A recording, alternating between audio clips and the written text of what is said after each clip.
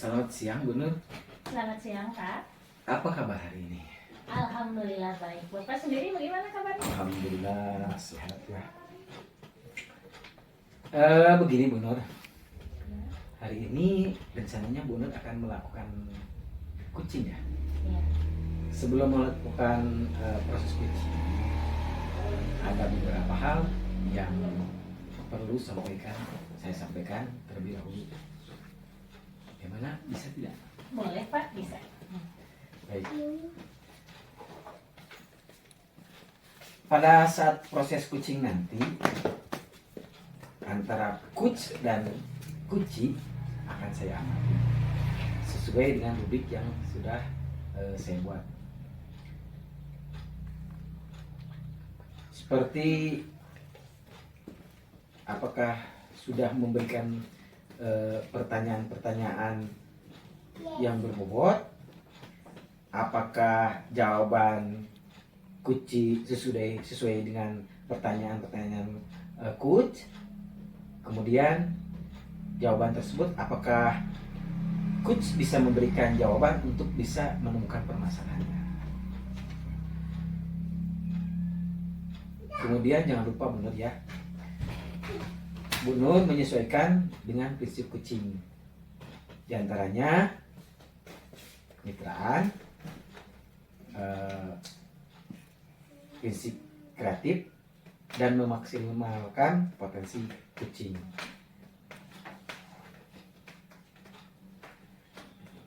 Sebelum proses kucing dimulai, ada beberapa pertanyaan juga yang saya akan tanyakan ke Ibu. Boleh ya? Boleh, Pak. Yang pertama,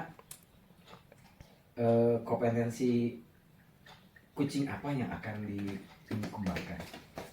Tentunya pada saat coaching nanti saya akan memaksimalkan semua kompetensi inti dari coaching tersebut, yaitu yang pertama adalah kehadiran penuh, yang kedua mendengarkan aktif, dan yang ketiga memberikan pertanyaan yang berbobot. Baik, itu ya kompetensi yang ingin Ibu kembangkan pada saat ini. Dari ketiga kompetensi tersebut, secara spesifik apa saja yang ingin dikembangkan? Pada kesempatan kali ini saya akan mengembangkan mungkin pada kompetensi memberikan pertanyaan yang berbobot, Pak.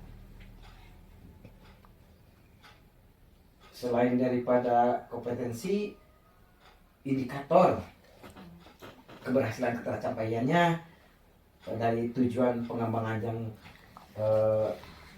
yang diinginkan Bu Nur itu apa saja? Indikator dari keberhasilan bahwa saya telah melaksanakan tadi memberikan pertanyaan yang berbobot, yaitu di mana saya memberikan pertanyaan-pertanyaan yang dapat menstimulasi coaching untuk menemukan solusi dari permasalahannya. Mungkin seperti itu, Pak. Terima kasih Bu Nur ya atas jawabannya. Untuk selanjutnya, silakan Ibu melakukan coaching dengan sebaik-baiknya.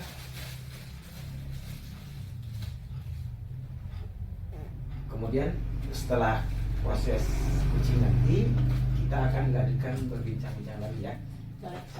Baik, kalau begitu silakan Ibu melakukan coaching sekarang. Baik, terima kasih, Pak. Assalamualaikum. Waalaikumsalam, Bu. Baik, selamat siang, teman-teman. Siang, Bu. Apa kabarnya hari ini? Alhamdulillah sehat. Gimana, Ibu? Alhamdulillah baik. Iya. Baik, apa nih yang mau kita bicarakan pada hari ini, Pak? Kebetulan, Bu, ada beberapa yang perlu saya bicarakan dengan Ibu.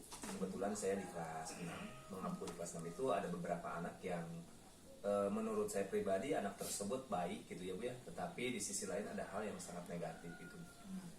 Jadi pada hari ini kita akan membicarakan ada beberapa murid Bapak yang kalau di depan Bapak itu baik, Baik, ya luar Pak? biasa. Baik, berperilaku baik gitu ya Pak. Betul.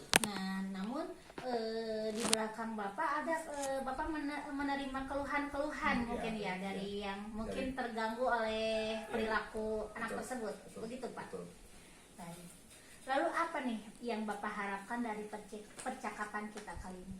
Yang saya harapkan dari percakapan hari ini, mungkin yang pertama saya ingin mengharapkan bahwa peserta didik saya itu bisa atau mampu menjadi pribadi yang lebih baik lagi. Tidak hanya sebatas ditilai oleh guru kelasnya itu sendiri, melainkan baik yang benar-benar baik di dalam minimal di lingkungan sekolah ataupun di lingkungan keluarganya gitu, dan masyarakat. Jadi tujuan kita berbincang hari ini itu adalah tadi mencari solusi bagaimana agar anak tersebut, murid Bapak tadi memiliki kepribadian baik itu terlihat atau tidak Ya. terlihat, mungkin seperti itu ya Pak. Ya, tidak hanya kepada saya sebagai Ya. wali kelas yang pemberi nilai, Ya. gitu, melainkan terhadap rekan sejawat saya, guru-guru yang lain gitu mungkin. Ya, jadi untuk semuanya Untuk ya Pak. semuanya. Dan kesadaran berpribadi baik itu memang lahir dari Ya, betul. diri sendiri ya Betul, Pak. betul, betul. Jadi tidak hanya berharap mendapat nilai saja gitu. Betul. Baik, nah kalau dari pengamatan Bapak, apa yang menyebabkan anak tersebut seperti itu Pak? Kalau yang saya rasakan sih Bu, yang pertama mungkin karena saya masuk ke kelasnya itu memang ya dalam artian tidak full gitu Bu. Banyak Iya. tugas tambahan yang dibebankan oleh sekolah kepada diri saya, sehingga saya lebihnya itu memberikan tugas pada anak, ditambah ketika saya tidak ada atau tidak masuk pun saya memberikan tugas tersebut kepada rekan sejawat saya, sehingga anak tersebut tidak mau mungkin ya diberikan tugas oleh guru yang lain. Artinya jadi menurut pengamatan Bapak yang menyuruhkan anak tersebut karena Bapak mungkin tadi Lagi ada sibuk. beberapa waktu yang tidak bisa Iya. langsung masuk ke kelas gitu Betul, ya Pak, betul. dan memberikan tugas Melalui orang lain, gitu. melalui orang lain. Nah kalau Bapak yang masuk itu mungkin anak mengerjakan Iya. tugas seperti biasa ya Iya. Pak, tapi kalau ditugaskan oleh guru yang lain, nah itu ya. Iya. Oh baik. Jadi mungkin anak tersebut itu. Nah, menurut Bapak, tadi kan anak tersebut tidak mau nurut. Nah itu Ya. ke guru yang lain. Nah itu kenapa nih? Ya mungkin karena guru yang lain hanya menyuruh atau membuat ini tugasnya kerjakan seperti itu. Ya. Berbeda dengan ketika ada guru kelasnya ada di kelas mungkin saya berharap kan ketika kalau ada saya di kelas itu anak-anak seolah-olah bisa dan mampu mengikuti kegiatan apa yang saya perintahkan atau kegiatan pelajaran itu lancar, tidak ada masalah apapun. Mungkin karena tidak adanya saya di sekolah ataupun tidak ada di saya di lingkungan kelas yang itu bisa terjadi juga. Jadi, lalu situasi ideal apa yang mungkin Bapak harapkan? Seharusnya situasi yang ideal itu yang pertama saya harus bisa mengoptimalkan waktunya Bu ya, menjadi guru yang profesional, benar-benar hadir tepat waktu di tempat atau di kelas itu, dan juga memaksimalkan diri untuk memanage waktu. Karena menurut saya waktu yang saya gunakan itu memang terhambur begitu saja gitu.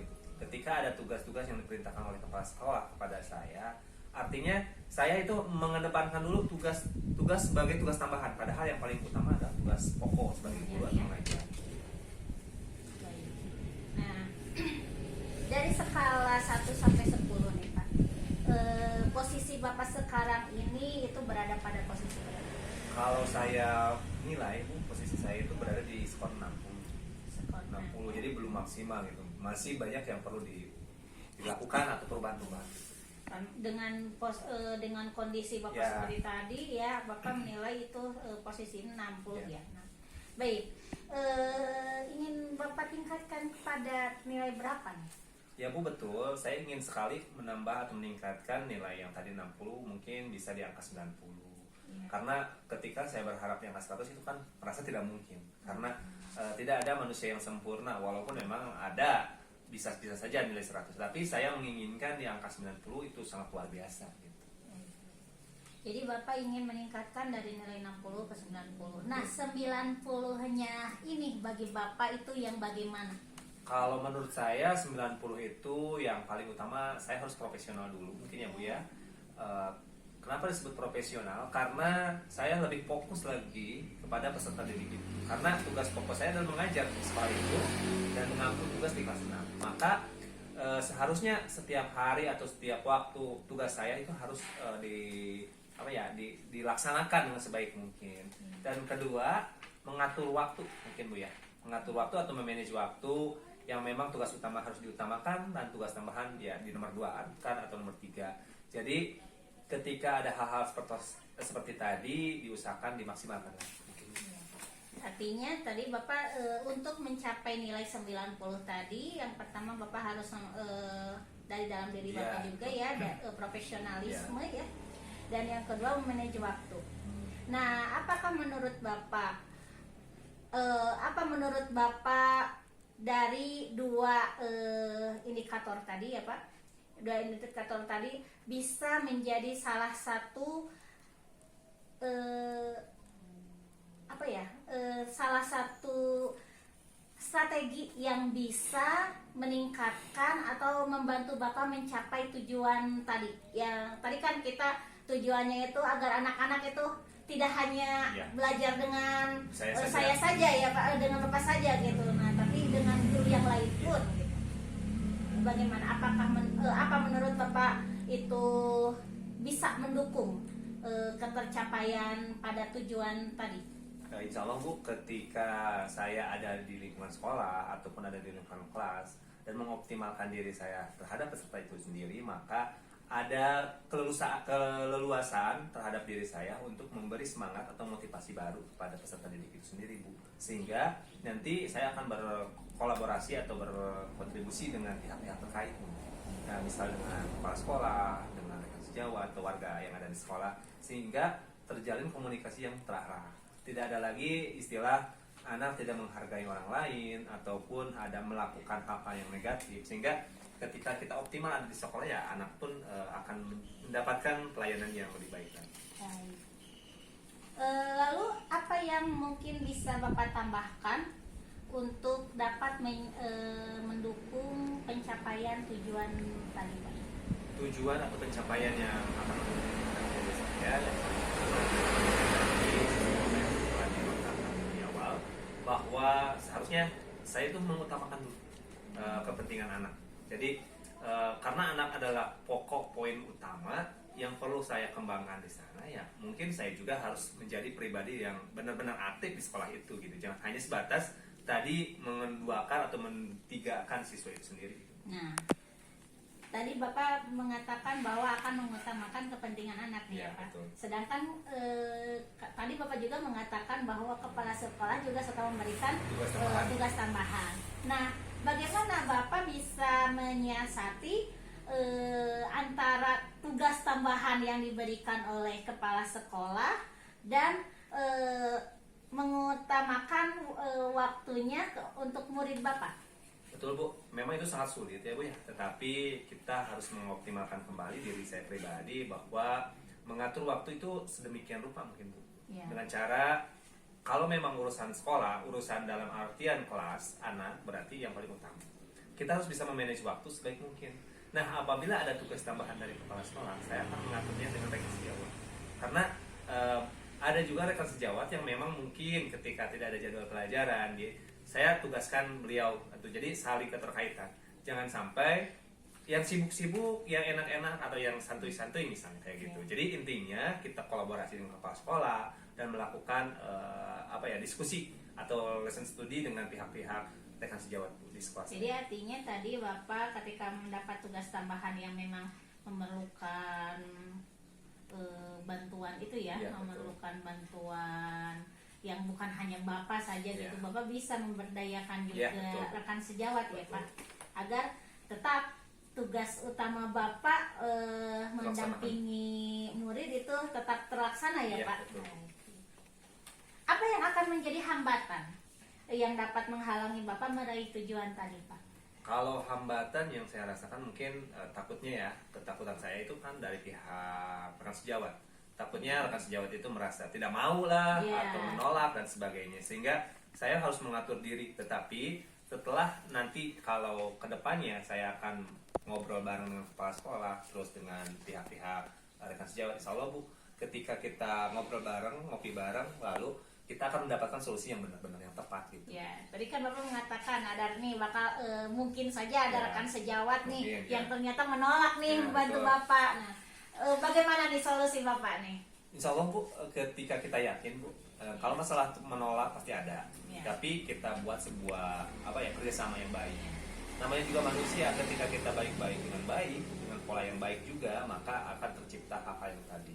Tetapi kata Ibu barusan, ketika ada yang menolak ya kita lakukan lesson studi mungkin ya, atau bareng-bareng dengan cara diskusi bareng. Karena tidak hanya satu orang, dua orang yang tidak setujunya, ada yang setuju. Mungkin kita gali lagi mana yang benar-benar rekan sejawat yang peduli terhadap pendidikan. Yang Bapak maksud dengan lesson study itu gimana ya Pak? Lesson study itu kita lakukan pembelajaran dalam artian memahami tanggung jawab kita sebagai pendidik di sekolah gitu. Iya. Jadi memberikan pemahaman-pemahaman penuh yang full terhadap rekan sejawat dan kita ngobrol sharing atau mencari solusi tentang apa yang kita masalahkan.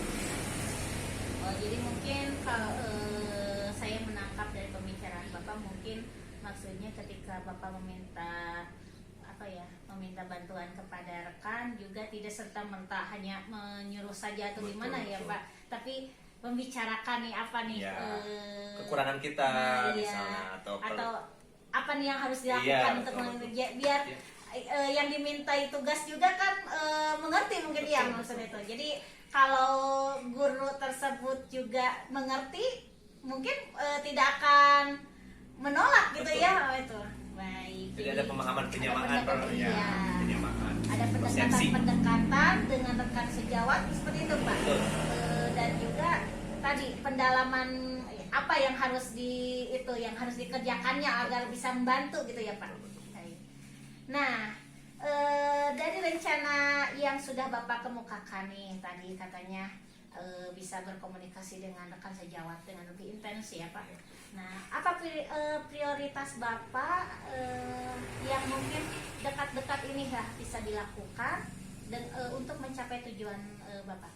Prioritas yang paling utama ya saya akan berkontribusi dengan baik terhadap peserta didik itu sendiri. Ya. Jadi saya akan mendekati dulu peserta didik apa masalahnya, terus nanti akan berkoordinasi juga dengan pihak-pihak orang tua ataupun dengan komite sekolah dan juga warga sekolah, itu paling utama. Karena tanggung jawab sekolah adalah tanggung jawab bersama. Tidak hanya tanggung jawab sebagai guru kelasnya saja. Itu dalam artian apapun masalah yang kita hadapi, kita harus bekerja sama dengan baik.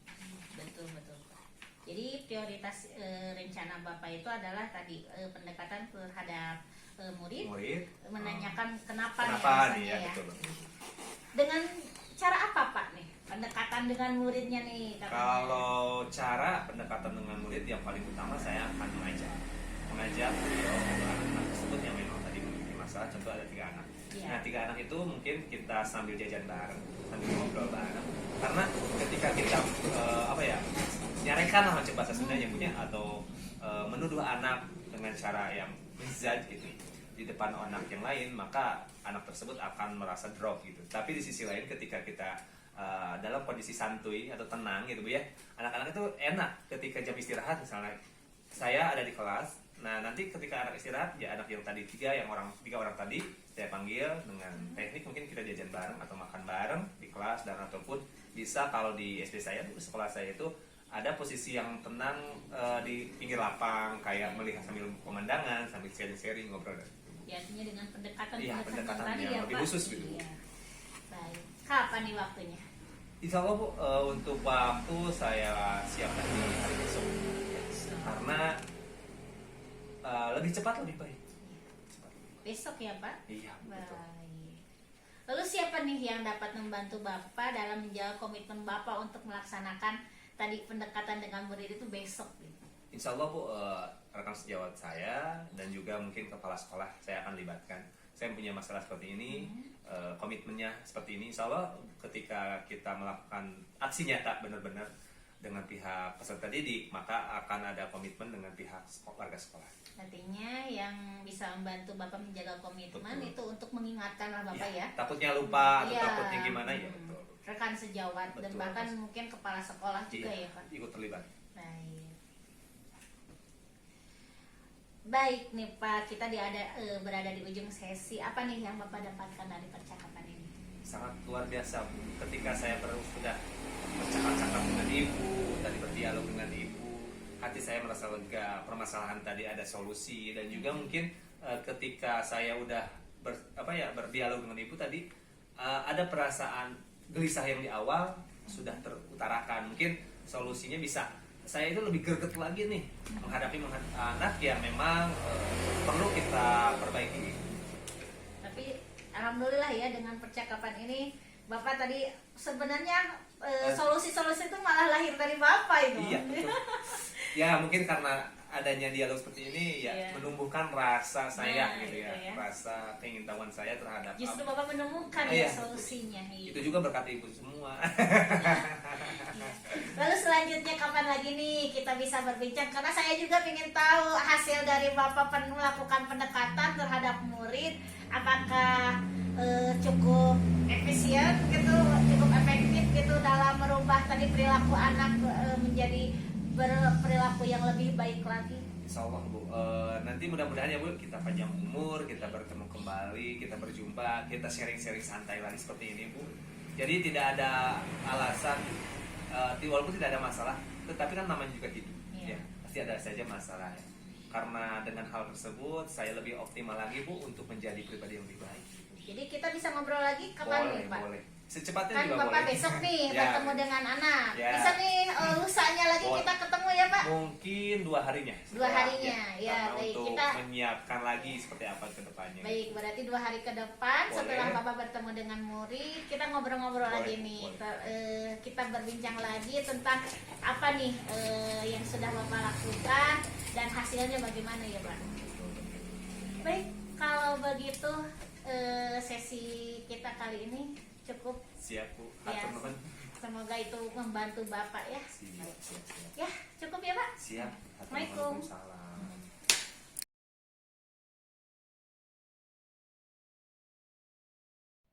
Baiklah Bu, setelah proses kucing tadi, saya akan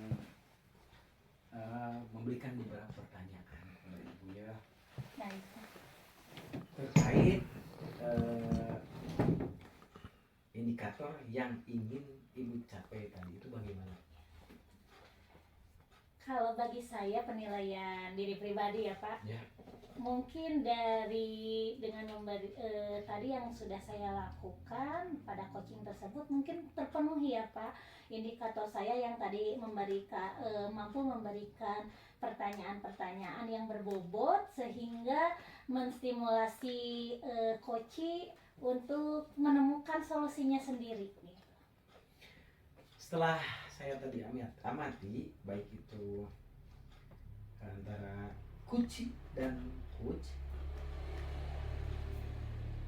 Ibu sebagai coach termasuk kategori yang sudah melakukan kucing dengan alur tirta, di mana Ibu selalu menanyakan tentang tujuan, identifikasi masalah,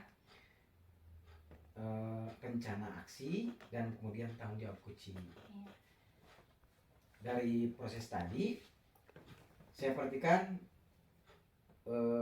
juga sudah memenuhi sesuai dengan indikator dan proses kucing yang baik.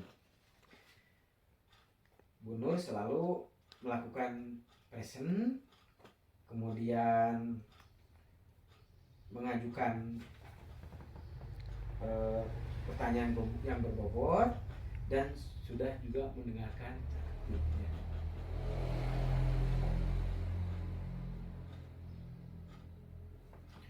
Kemudian setelah ini ya, mudah-mudahan Bu Nur kedepannya dapat memaksimalkan kembali proses kucing yang akan Ibu lakukan. Kira-kira untuk selanjutnya kompetensi apa yang Ibu ingin kembangkan selain yang sudah dilaksanakan barusan? Mungkin di kesempatan yang lain saya juga ingin mengembangkan tentang kompetensi mendengar aktif, Pak. Ya. Karena di sini di kompetensi mendengar aktif ini terkadang saat coaching kan selalu ada mungkin ada kalanya dicampuri dengan asumsi, dengan menjudgment gitu, dan apalagi emosi gitu, ikut-ikutan terbawa suasana. Nah, saya harap di kedepannya lagi saya bisa mengembangkan kompetensi mendengar aktif ini sehingga terlepas dari tadi dugaan, asumsi gitu, menjudgment dan juga emosi, sehingga coaching sebagai coach itu benar-benar netral lah. Oh, keren Bu, keren sekali.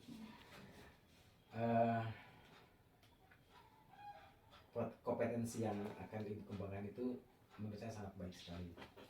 Baiklah Bu, terima kasih sudah melakukan proses coaching dengan alur kita. Sepertinya pertemuan kali ini ya dalam proses pasca observasi kita akhiri. Mudah-mudahan di lain kesempatan kita bisa melakukannya lagi. Ya, terima kasih Pak atas apresiasinya juga. Assalamualaikum warahmatullahi wabarakatuh. Waalaikumsalam warahmatullahi wabarakatuh.